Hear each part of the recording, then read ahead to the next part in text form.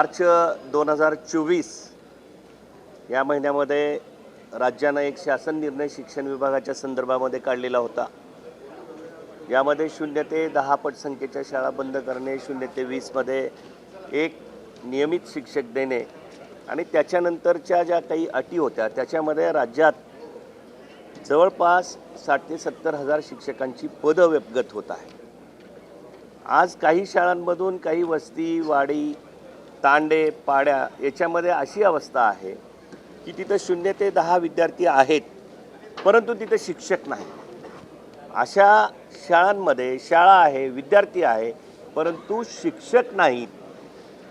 केंद्र सरकार आणि राज्य सरकार, केंद्र सरकार असा दावा करते की 2047 ला एक विकसित भारत जगामध्ये पहिल्या दुसऱ्या तिसऱ्या स्थानापर्यंत जाण्याचा विचार आम्ही करतो। ज्या शाळांमधून देशाचं भवितव्य घडतं, ज्या शाळांमधून देशाचे आदर्श नागरिक घडत आहेत, तिथं जर शिक्षक नसतील, तिथं त्यांच्यावर संस्कार मूल्य होत नसतील, त्यांना चांगलं शिक्षण मिळत नसेल, त्यांना गुणवत्तापूर्ण शिक्षण मिळत असेल तर हा देश विकसित कसा होणार आहे, हा जगातला महासत्ता कसा बनणार आहे। त्याकरता आमचं म्हणणं असं आहे की मार्च 2024चा जो जिल्हा परिषद शाळांचा मराठी शाळांचा करेक्ट कार्यक्रम लावणारा निर्णय आहे तो मागं घ्यावा आणि पूर्वीप्रमाणे शिक्षकांची संख्या त्या ठिकाणी ठेवावी, विशेष शिक्षक नेमावेत, स्पेशल ट्रेन शिक्षक द्यावेत।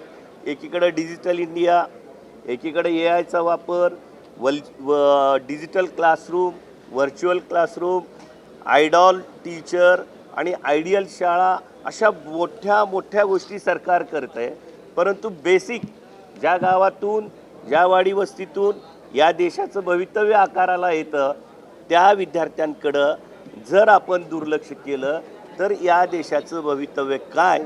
त्याकरता आमची मागणी अशी आहे की अशा शाळांमध्ये कायम नियुक्तीचे ट्रेंड शिक्षक त्या ठिकाणी द्यावेत आणि या विद्यार्थ्यांचं भवितव्य आपल्या ज्या हातामध्ये आहे त्या हातांनी चांगल्या पद्धतीनं विकसित करण्याचं काम आपण करावं, ही मागणी सरकारला आम्ही वारंवार करत आहोत।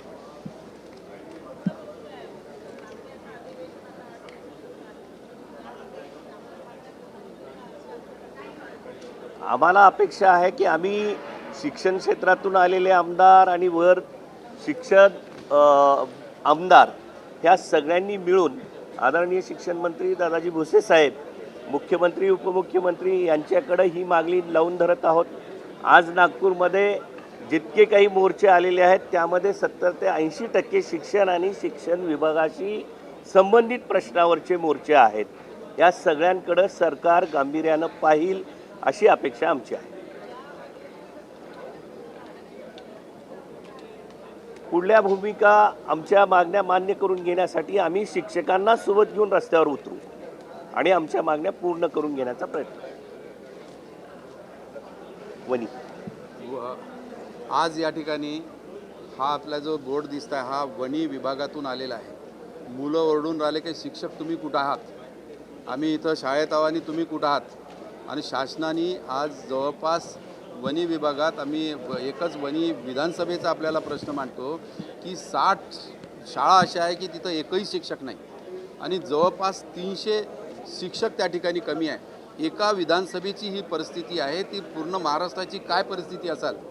या शासनाने प्रथम त्यांची गरज आहे की शिक्षणावर लक्ष घातलं पाहिजे, आरोग्यावर लक्ष घातलं पाहिजे, परंतु त्यांचं शिक्षणावर बिलकुल लक्ष नाही आहे। कारण मुलांची पटसंख्या वाढून राहिली, शाळा बंद करण्याच्या प्रयोजनात हे सरकार आहे। कारण आपण बघतो की आता काही दिवसा पहिले 11 महिन्याचा GR काढून त्यांनी कॉन्ट्रॅक्टरी शिक्षक दिले होते, ते सुद्धा त्यांचे 11 महिने संपले आणि ते सुद्धा आता उपोषणाला या ठिकाणी या उपोषण मंडपात बसलेले आहे। अनेक शिक्षक या ठिकाणी उपोषणाला बसले आहे परंतु शिक्षण मंत्र्याचं किंवा सरकारचं याकडे लक्ष नाही। आमचं म्हणणं आहे की यावेळेस या सरकारने शिक्षणावर भर दिला पाहिजे। कारण या शाळेत गोरगरीब लोकांचे मुलं या ठिकाणी शिकत असतात आणि त्यांना प्रायव्हेट शिक्षण हे परवडणारं नसतं। कारण तुम्ही इंग्लिश मीडियममध्ये जातो म्हणला तर तिथं फीस तेवढी परवडत नाही आणि हे गोरगरिबाचे मुलं हे जिल्हा परिषद किंवा पंचायत समिती नगरपालिके शाळेतच शिकल्या जाते.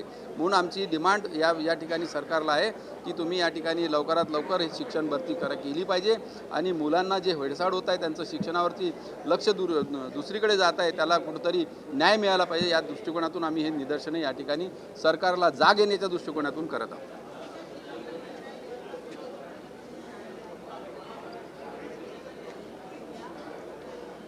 फारच चुकीचं आहे. कोणालाही कोणती जात विचारणं हे फार चुकीचा असा प्रश्न त्यांनी त्या ठिकाणी मांडला आहे. त्याला कुठंतरी सजा दिली पाहिजे, त्याला कुठंतरी धारेवर धरलं पाहिजे. अशा शिक्षकाला किंवा अशा न्यायव्यवस्थेला त्यांनी जे प्रश्न विचारले आहे ते फार चुकीचा प्रश्न आहे. धन्यवाद.